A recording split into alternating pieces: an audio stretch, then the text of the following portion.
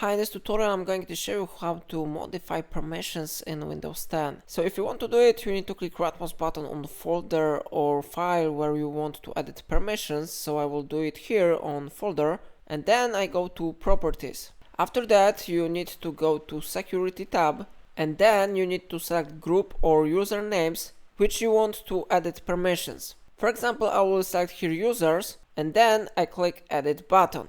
Now I select here users again, and then I will be able to allow or deny any permissions. So for example, I will deny here write, so I check here write on deny column, and then I press apply button, and then you may get this one, Windows security information. So I click here yes, and after that permissions should be successfully changed. You can click here OK button to close this window. And it's all for today. If I helped you, remember to like this tutorial and subscribe my channel. And if you are grateful, remember to buy me coffee from link in description.